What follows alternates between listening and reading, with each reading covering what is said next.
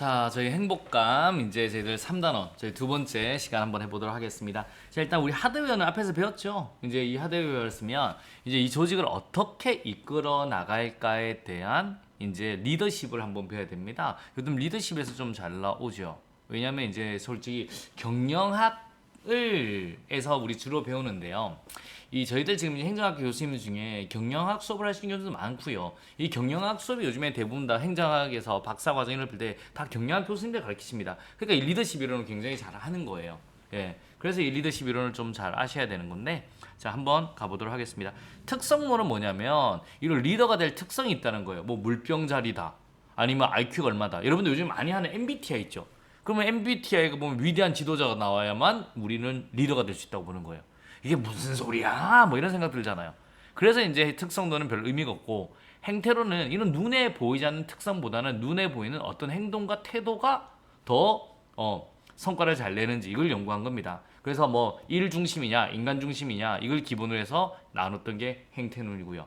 요즘에는 이 상황론이 한동안 잘 나오고 두 개가 잘 나와요. 상황론은 야, 리더란 게 상황에 맞는 리더가 있어. 전쟁 때의 리더와 평상시의 리더는 달라야지. 이 상황론이 맞잖아요. 그 다음에 이제 오늘 신속성론은 뭐냐면 여기 있는 이제 이런 속성을 바꿔야 돼. 그러니까 슈퍼 초사이론을 만들어야 된다는 거예요. 그러니까 속성을 변화시킬 수 있는 리더십이 필요하다라고 하는 겁니다. 그래서 상황론들을 한번 보시면요, 여러분, 휘둘러 상황의 휘둘러, 대표적인 게 이제 이 휘둘러 같은 경우거든요. 결론부터 말하면 이 상황이 유리할 때 아니면 매우 불리할 때는 과업지향의 리더가 딱 갖다 놓잖아요. 그럼 성과가 잘 나온다고 보는 거예요. 근데 이게 한 중간 정도면 인간지향의 리더십을 발휘할 때 성과가 잘 나온다고 보는 거예요. 아, 그렇구나. 그러니까 상황에 따라 다르구나. 그럼 이 상황을 유리한지 아닌지 어떻게 알아? 리더와 구성의 관계, 과학 구조, 리더의 지휘 권력을 보면 알 수 있어. 이런 식으로 보는 거예요. 아, 이게 유리할 때 불리할 때를 다르게 나눴네. 피들러는 학자가 이게 상론 중에 대표적인 거 하나고요. 아시겠습니까? 그 다음에 이제 또 한번 보도록 하겠습니다. 또 보시면 되죠. 그 다음에 이제 우리 허시아 블렌차드의 리더십 상황 이론이 뭐냐면 이거는 누구의 상황을 부하의 성숙도에 따라서 어떤 리더십이 성과가 잘 나오는지를 보는 거예요. 그래서 부하의 성숙도가 낮으면 지시형 리더십이 좋고요. 상식으로 생각합시다. 내가 아무것도 몰라. 그냥 네가 알아서 그러면 어리버리 하잖아. 안 되잖아. 그때는 지시형 리더십이 성과가 잘 나온다라고 하는 거고, 그 다음에 중간 정도 좀 잘해. 그럼 설득을 하면 되고요. 진짜 잘하면 참여시킬 때 와우 땡큐다 이렇게 하는 거고요. 그 다음에 이제 진짜 잘하면 맡겨주면 성과가 잘 나온다라고 배워요. 지설참의 이렇게 배우거든요. 부한테 허시척벌을 준다. 지설참의 이렇게 배울 건데, 이제 이렇게 이제 어떻게 상황론이 나온지 알겠죠? 이때는 상황을 나누는 거는 부하의 성숙도에 따라서 나눠본다라고 보시면 되는 거예요. 그 다음에 이제 또 한번 보시면 이제 이런 것들이 이제 쭉 나와요. 뭐 상황론이 몇 가지가 나오는데 나머지 보시면 되고, 신속성론의 대표적인 게 우리가 변혁적 리더십이에요. 변혁적 리더십. 요 밑으로 한번 볼게요. 싹 나오면 왜 이걸 또 가운데 갖다 놓냐면 신속성 중에 대표적인 게 변혁적 리더십이거든요. 요 신속성론 중에 대표적인 게 위로 올릴게요. 그러면 여기 나올 때 주로 시험 문제 뭐가 나오냐면 요때의 리더십이 거래적 리더십이에요. 교환적 리더십. 그래서 여기가 변혁적 리더십이면 여기는 거래적 리더십이에요. 그래서 항상 변혁적 리더십이 나올 때 반대 선지로 여기서 거래적 리더십이 나와요. 변혁적 리더십이란 건 뭐냐면 80년대 경제 불안계의 혁신과 변동을 위해 리더의 개인적 영향력의 비중이 높이 변화. 그러니까 개인의 역량이 속성을 바꿀 수 있을 수 있도록 이런 신속성이 이런 부하 직원의 속성을 바꿀 수 있도록 이런 리더의 능력이 굉장히 중요하다는 거예요. 물론 리더의 속성도 바뀌어야 되는 거고요. 번스가 만들고 바스가 발전시켰습니다. 그럼 이런 신속성론 중에 변혁적 리더십에 뭐가 있어야 되냐? 그러면 카리스마 리더십이 있어야 돼요. 이런 리더가 난관 극복을 할 수 있고 부하에게 자긍심을 고치길 수 있는 카리스마 리더십. 그 다음에 영감적 리더십도 있어야 돼요. 도전 목표와 임무, 미래에 대한 비전을 딱 밝혀주고, 그 다음에 개별적 배려를 해줘야 됩니다. 부하에 대한 개별적 배려. 그 다음에 지적 자극을 해줘야 돼요. 이러면 이제 속성이 바뀐다고 보는 거거든요. 캬 영지 개변형 뻔스 빠스 이렇게 뻔스 빠스 캬 우리 영지가 완전 개변형했어요. 이렇게 보시면 되는 거예요. 그래서 이런 게 변화적 리더십입니다. 그 다음에 또 뭐 섬김의 리더십이 있고 문화적 리더십 다양하게 있습니다. 이런 거는 이제 또 다양하게 우리 나중에 공부를 해볼 거고요. 아, 이런 식으로 하면 조직을 이끌고 나가는구나를 이제 머릿속에 한번 딱 넣어두시면 되겠습니다. 그래서 이런 식으로 나중에 볼 거예요. 특성론, 행태론, 상학론, 신속성론 이걸 두 개를 잘 보면 되겠네 라고 생각을 하시면 되는 거고요. 또 갑니다. 이제는 우리 조직에서 이제 어떻게 이제 구성부터 먼저 하는 거죠. 조직부터. 여기 있는 이 조직의 구성원들을 어떻게 하면 으쌰 동기부여를 할까? 우리 3단원에서는 이 내용을 배우는 거고요. 우리 4단원은 제도를 배웁니다. 인사에서는. 자, 내용이론은 다시 한번 무엇이죠? what? 무엇을 건드려야만 동기부여가 될 것인가? 이게 내용이론이고요. 과정이론은 어떠한 과정을 통해서 동기부여가 될 것인가? 이걸 보는 겁니다. 그럼 일단 인간을 먼저 알아야 돼요. 여러분은 뭘 제일 좋아해요? 응? 그리고 커피 좋아하는 애들은 커피 사주면 와 이래요, 여러분. 근데 술 좋아하는 친구한테는 술 사주면 너무 기분이 좋아요, 여러분. 그러니까 사람이 좋아하는 걸 해줘야만 동기가 부여가 되는 거예요. 그러니까 인간을 먼저 알아야 돼요. 그래서 우리 인간관을 배우는데 쉬워요. 합리적 경제적 인간관은 뭐냐면 돈 좋아하는 애들이에요. X이론적 인간관, 경제학적으로 돈 주면 더 해요. 사회적 인간관은 완장 차는 거 좋아하는 친구들이에요. 대접해주고 그게 Y론적 인간관이에요. 사회적 인간관. 자기 실현의 일을 할 때 내가 발전됨을 느끼는 거를 좋아하는 친구들이에요. 그럼 꼭 그런 식의 일을 해주면 막 으쌰으쌰합니다. 복잡한 인간 오늘날 복잡해요. 샤인의 복잡한 인간 이건 다양해요. 돈 준데도 싫고 뭐 대우해도 싫고 뭐 다양하잖아요. 그러니까 맞추면 이제 우리 동기부여가 돼야 되는 거예요. 아 이런 인간들이 있구나라고 생각하시면 되는 거고요. 그러면 이제 맞춰서 이용을 해야죠. 그러면 이제 내용 이론 중에 대표적인 게 우리 매슬로우 혹시 들어보셨어요? 매슬로우가 가장 기본적인 거예요. 생, 안, 사, 존, 자. 생리적 욕구, 안전 욕구, 사회적 욕구, 존경 욕구, 자아 실현 욕구라고 하는 겁니다. 생안 사존자라고 보는 건데요. 이 매슬로우는 하위 욕구 어느 정도 수준되면 상위로 간다라고 보는 거예요. 근데 얘는 후퇴가 설명이 안 됐어요. 그래서 이제 엘더퍼는 이걸 묶어서 E, R, G라고 세 가지 욕구를 만들고 좌절되면 후퇴가 됨을 또 설명을 했습니다. 그래서 이런 구체적인 내용들 한 번씩 또 배우시면 되고요.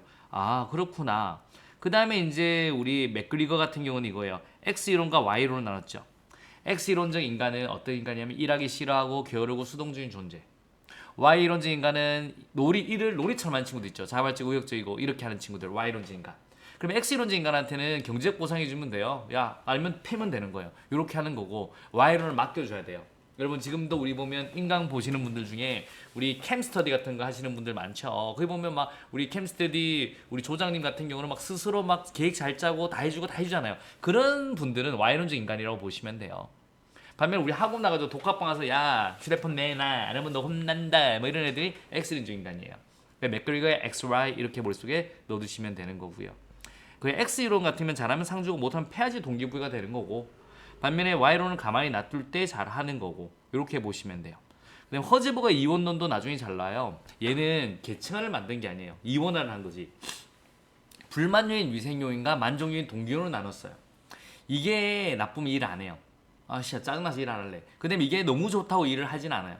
단기는 하지만 장기적으로는. 그러니까 직무 자체적 요소가 건드려줘야만 장기적으로 열심히 한다는 거예요.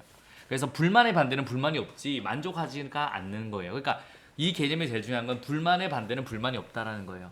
그러니까 저 같으면 이제 야 공단계 어때? 그러면 공단계 뭐 괜찮아 불만 없어 이 정도면 괜찮아 이거 그렇다고 내가 일을 미치도록 하진 않잖아요. 그럼 언제 내가 미치도록 하느냐? 여러분 막 초롱초롱한 눈빛 나를 인정해줌 그 다음에 일하면서 느낌 이러면 막 미치도록 하는 거예요. 그래서 이걸 나눈 게 허즈버그죠. 근데 허즈버그는 인간을 나누지는 않았어요. 그래서 진일보한 사람이 누구냐면 해크맨과 올드햄의 직무특성 이론이에요. 해크맨과 올드햄의 직무특성 이론은 이 허즈버거 이론을 진일보했다는 말이 있거든요. 왜냐하면 성취효과가 높은 사람한테는 복잡한 일을 맡겨야 되고 낮은 사람한테는 단순한 일을 맡길 때 동기부여가 된다라고 한 게 해크맨과 올드햄의 직무특성 이론이에요. 근데 이거는 내용이론을 보기도 하고 과정이론도 보기도 해요. 그래서 이건 나올 때 선지를 좀 잘 보시는데 일반적으로 내용이론은 많은 교수님들이 보긴 합니다. 그래서 이런 동기지수를 보면 높은지 낮은지 알거든요. 그래서 이제 우리 허즈버거의 이론보다 진일보했다 이렇게 말을 하는 겁니다. 이 정도 한번 보시면 되는 거고 이해하셨습니까? 크게 어렵진 않죠. 그러면 과정이론의 대표적인 건 뭐냐 한번 보시면 과정이론의 대표적인 거는 자 부릉부릉 기대이론 한번 보세요. 일단 이게 뭐냐면 어떤 과정을 통해서 여러분 공부하냐면 지금 여러분 보세요. 공시를 우리 공부하는 거잖아요. 오빠 달려 부릉부릉 기대해 이렇게 외우시면 되는데 여러분 열심히 공부하시면 합격할 수 있을 것 같아요? 있을 것 같아요? 몇 프로 정도? 한 80? 이 정도? 여러분 빵 프로 같으면 공부 안 합니다. 난 열심히 해도 안 돼. 그럼 공부 안 해요. 열심히 하면 공부할 수 있을까? 합격할 수 있을까? 오케이. 기대치가 있어요. 그러면 나는 합격을 하면 어떤 보상을 받을까? 그래 나는 그래도 안정된 삶을 살 수 있을까? 오케이. 그럼 이게 수단성이에요. 안정된 삶을 나는 좋아하나? 그래 나는 굉장히 안정된 삶을 좋아해. 오케이. 생각해봤을 때 기대치, 수단성, 유인가를 곱했는데 이 값이 커요. 그럼 열심히 하는 거예요. 이런 과정을 통해서 열심히 하게 된다라는 거예요. 하나가 빵 되면 안 해요. 여러분 난 열심히 하면 합격할 수 있을까? 난 절대 합격 못할 사람이야. 그럼 공부 안 하지 뭐. 합격할 수 있을까? 합격해. 그러면 안정된 삶을 주는가? 아니야. 빡센 삶을 준대. 그러면 안 하는 거예요. 안정된 삶을 나는 좋아하는가? 난 싫어. 난 빡센 삶이 좋아. 그러면 안 하는 거예요. 이런 VIE가 곱이 크면 클수록 더 열심히 한다. 이렇게 보는 게 부릉부릉 기대 이론이고요. 그 다음에 또 아담스의 형평성 이론 같은 경우는 뭐냐면 여러분 나랑 비슷한 수준에 있는 사람하고 뭐 똑같이 대우를 받으면 나는 열심히 안 해요. 그런데 이제 뭐 동기부여만 되는데 여러분 제가 시간당 제가 만약에 100만 원, 50만 원 받는데 딴 쌤이 똑같은 동급에 시간당 100만 원 받는데요. 그럼 나 학원 가죠. 돈 더 내놓으라고. 동기가 부여가 되는 거고요. 반면에 내가 시간당 50 받는데 딴 쌤이 비슷한 쌤이 시간당 10만 원 받는데요. 그럼 내가 이제 아우씨 좀 더 해볼까? 뭐 이런 생각 가지는 거잖아요. 또 올해도 이 문제 출제됐고요. 이런 과정을 통해서 으쌰으쌰 된다라는 게 과정 이론이에요. 그러니까 내용 이론, 과정 이론 구분하시고 하나하나 같은 내용들을 어떻게 하면 동기가 유발되는지를 가볍게 정리하시면 됩니다. 어려움 없죠. 그 다음에 이제 한번 잘 보시면요. 이런 급변하는 환경에 여러분 우리 거시 조직 이론이 있습니다. 이걸 한번 해야죠. 자, 이 조직 이론이 있는데 한번 저랑 같이 보겠습니다. 키울게요. 결정론은 뭐가 결정하냐면 환경이 조직이나 조직군을 결정한다라고 보는 거고요. 임의론은 아니에요. 이 조직이나 조직군이 환경에 적극적, 능동적으로 대응한다고 보는 게 임의론입니다. 그러면 일단 결정론 보면 구조적 상황이론이라고 보면 상황에 적합한 구조가 있다라는 거예요. 그래서 이건 딱 다시 좀 줄일게요. 왜 줄여야 되냐면 자, 안정적인 환경에서는 이런 구조가 더 성과가 잘 나고 적합하고요. 불안전한 환경에는 이런 탈관료제 구조가 적합하다고 보는 게 구조적 상황론이에요. 그래서 딱 두 가지로 나눴습니다. 그래서 중범위 이론이라고 말을 하는 거고요. 됐나요? 결국 이것도 다 연결됐죠. 그 다음에 조직군 생태학 이론이 뭐냐면 여러분 잘 보세요. 우리 이런 조직군들이 변화를 합니다. 변이를 해요. 그리고 환경에 선택을 받으면 살아남고 아니면 도태된다. 이게 조직군 생태학 이론입니다. 결국 환경이 선택을 받아야 살아남죠. 제도적 정화는 여러분 우리 사회학적 신제도주의 할 때 배웠습니다. 사회학적 신제도주의 할 때 여러분 왜 비슷해지는지. 그러니까 조직군들이 다 비슷해지잖아요. 저희들 이제 공무원 이제 이 학원들이 전부 다 인강 업체로 다 베이스로 바뀌는 거잖아요. 그런 것들이 이제는 환경이 그렇게 바뀌어서 그런 거죠. 조직 경제학은 주인 대리 이론 한번 보세요. 요즘에는 이제 회사들 보면 전부 다 이제 외주업체를 많이 쓰잖아요, 여러분. 그런 건 이제 거래 비용 이론으로 설명이 되는 거고요. 요즘에 이제 알바만 두는 회사들이 굉장히 많잖아요. 여러분 우리 커피숍 이런 거 컴포 주는 것도 이런 것도 주인 대리로 가능해요. 옛날에는 알바만 쓰는 업체도 없었습니다. 다 돈 띵고 간다고. 근데 요즘에 CCTV 이런 것 때문에 이런 조직군, 이런 스칼은 대부분 다 무인이잖아요. 오케이. 그런 게 이런 걸로 설명이 되는 거예요. 그 다음에 임의론은 보세요. 이거는 관리자가 전략적으로 조직 구조를 선택한다. 그러니까 우리 관리자가 똑같은 환경이어서도 자신의 어떤 생각에 따라서 조직 구조를 다르게 선택하는 거거든요. 그게 임의론이에요. 그 다음에 자원 의존 이론. 어느 조직도 자원부터 자유롭지는 못하나요. 그런 자원을 확보하기 위해서 적극적, 능동적으로 환경에 대응한다. 라고 보는 게 임의론이에요. 공동체 생태 이론은 뭐냐면 여러분 잘 보세요. 대기업 뭐 삼성, SK, 현대, LG 이렇게 있으면 대기업군이에요. 얘들이 상호작용을 해버리는 순간 공동체가 되는 거예요. 이런 4차 산업혁명을 위해서 공동체로 대응한다. 그러면 이제 공동체 생태 이론이죠. 이런 건 어디에 해당하는지가 중요해요. 이런 게 나오면 결정론이다, 임의론이다, 조직이다, 조직군이다. 이걸 확실히 구분을 해주시면 되겠습니다. 그러면 어려움이 없는 거예요. 이해하셨습니까? 이렇게 가본다라고 보시면 되고. 자, 이제 마지막에 이제 이거죠. 이 성과 관리 해야 되겠죠. 성과 관리. 한번 참 이것도 또 요 안에서 다 해당이 돼요. 참 신기하죠. 모든 내용이 원에서 해결이 다 됩니다. 여러분 옛날에 여기는 무슨 성과 관리 같은 거 했어 안 했어요? 이런 데는 안 했습니다. 야 자동차 10대 팔아. 그럼 시켜서 10대 팔면 돈 주고 안 주면 벌점 까는 거예요, 여러분. 그렇게 했습니다. 근데 이제 60년대부터 이제 MBO라는 성과 관리가 나오죠. 물어봐요, 얘한테. 야, 너 몇 대 팔 수 있는데? 저 10대 팔 수 있을 것 같아요. 그래. 꼭 네가 10대 팔아야 된다. 네가 10대 팔아야 우리 팀은 100대 팔고 전체는 1000대를 팔아. 할 수 있어? 네, 할 수 있어요. 여러분 자기가 말을 했잖아요. 그걸 꼭 지키려고 노력을 합니다. 그게 MBO입니다. 단기적인 목표 관리. 매니지먼트 바이 objective. 그러니까 내가 말했으니까 더 열심히 하려는 거죠. 그 다음에 이제 80, 70년대는 OD, 이 조직이 발전하기 위해서 인간을 바꿔야 된다고 보는 거예요. 그래서 인간을 바꾸는 거는 쉽지 않습니다. 외부에서 인위적으로 계속 누르면서 바꿔야 되는 거예요. 그게 이제 OD고요. 80년대는 퀄러티입니다. 이걸 팔고, 원래 MBO는 팔고 나중에 불량분석이 바꿔주면 된다라는 생각이에요. 근데 TQM 아니죠. 퀄러티. 장기적으로 보면 여러분 사람들 보세요.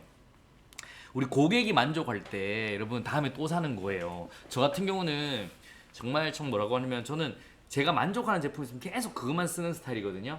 운동화도 제가 사는 게 있으면 똑같은 거 계속 사서 그것만 계속 신는 스타일. 옷도 보면 똑같은 디자인 회색 같은 계속 그것만 사는 스타일. 만족하면. 그게 TQM입니다. TQM. 토탈 퀄리티 매니지. 퀄리티를 신경 쓰자는 거예요. 고객 감동. 그 다음에 이건 장기적. 이거는 이제 퀄리티에 신경 쓰는 거예요. 모든 과정에 모두가 참여해서 고객 감동을 이바지하자. 이게 이제 TQM 방식인 거고요. 그 다음에 이 과정의 절차를 한번 바꿔보자. 전략적 관리를 하자. 이런 식이 또 나온 거예요. 그 다음에 이제 이 오늘날 다 보자는 게 BSC입니다. 밸런스 스코어 카드. 다 한번 봐보자라고 하는 겁니다. 재고각이죠. 재고각. 재고각. 이걸 다 한번 보자라고 하는 건데 이게 뭐냐면 BSC가 뭐냐면 잘 보세요. 요즘에 회사 CEO들 평가할 때 이걸로 하거든요. 그러니까 우리 조직이 목표 달성이나 재무적 관점도 보는 거고 고객 만족도도 보는 거고 요 안에 프로세스 과정도 보는 거고요. 학습과 성장도 보는 거예요. BSG 밸런스 스코어 카드. 모든 걸 다 본다. 그러니까 목표 달성했느냐? 그 다음에 여기 있는 구성원들 발전시켰느냐? 그 다음에 고객 만족시켰느냐? 절차는 어떠냐? 요거 네 가지를 싹 다 보는 게 BSC입니다. 그래서 재고과학. 그래서 모든 걸 다 본다. 이렇게 보시면 돼요. 그래서 이런 것도 나중에 그리고 요거 한번 나왔고 매년 한 번씩 돌려서 나온다라고 보시면 되겠습니다. 이렇게까지 가면 이 그림이 끝나는 거예요. 그 다음에 이제 마지막 우리 이제 하드웨어 측면 우리나라 한번 봐요. 우리 앞에서 이렇게 배웠죠. 앞에서 뭐라고 배웠습니까? 이 하드웨어를 배웠는데 일단 얘 정부가 모든 걸 옛날 다 했죠.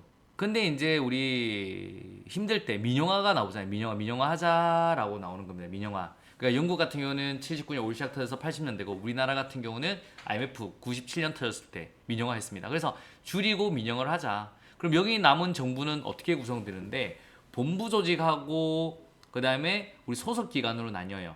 너는 어느 본부 소속이야? 이렇게 보는 거죠. 크게 이렇게 나누는 거예요.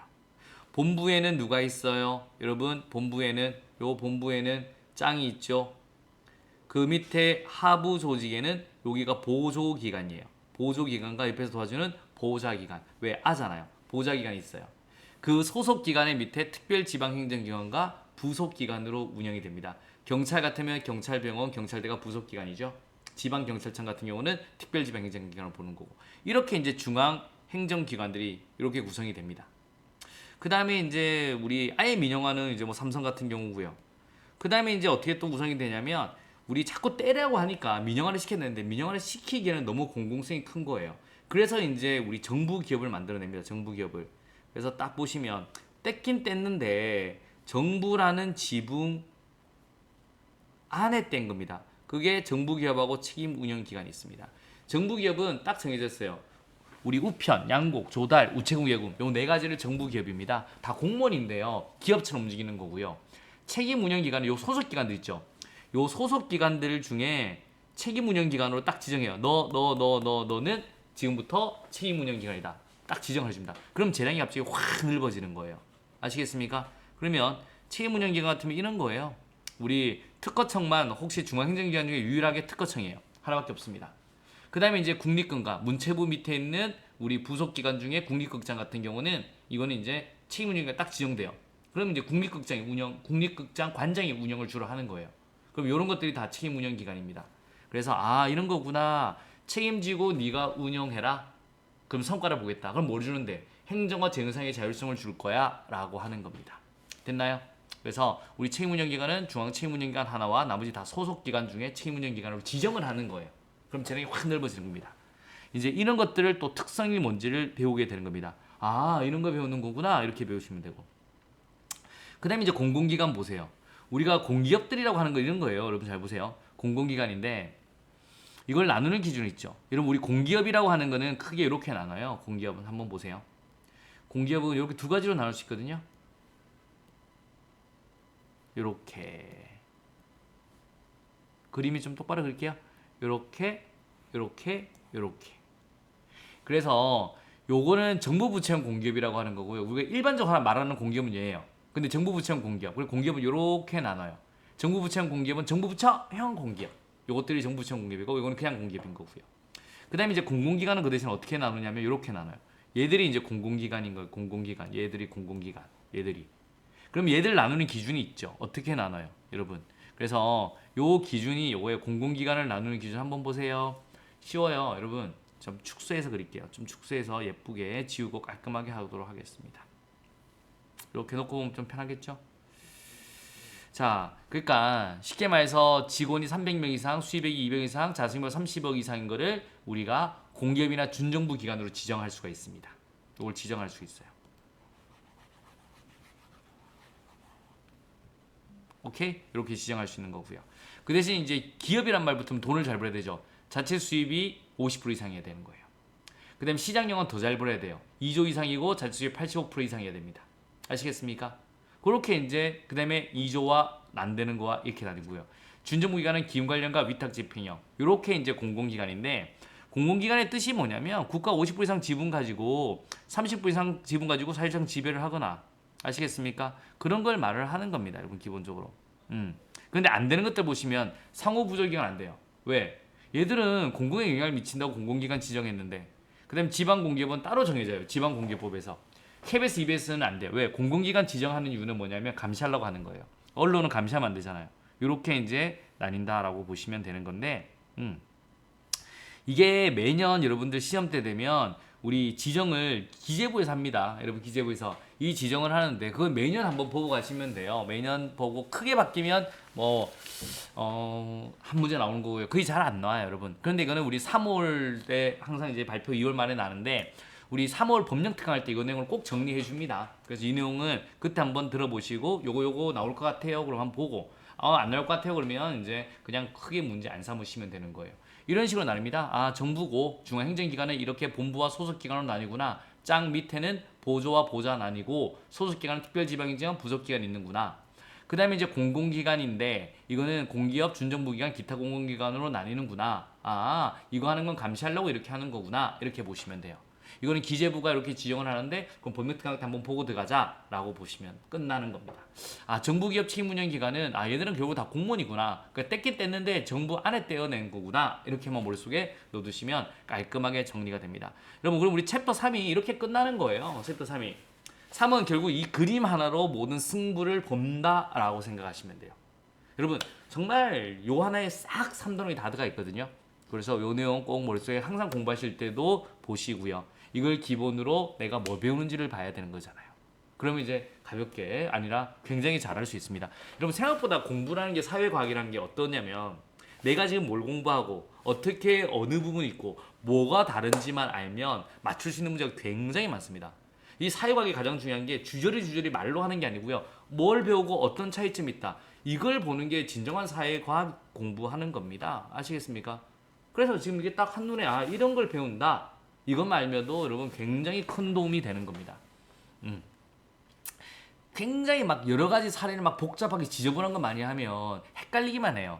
그래서 머릿속에 딱 놓고 이렇게 기출, 선지 이렇게 나오는구나. 놓고 문제 보고 바로 문제 푸셔야 고득점이 나와요. 특히 어려운 문제일수록.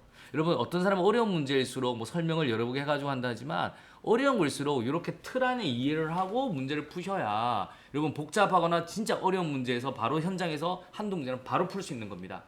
그러니까 이렇게 틀을 확실히 갖춰주는 공부가 진짜 중요한 공부라고 저는 생각하거든요. 여러분 고득점도 많이 맞게 해드렸고요. 그래서 항상 이렇게 머릿속에 잘 넣어주세요.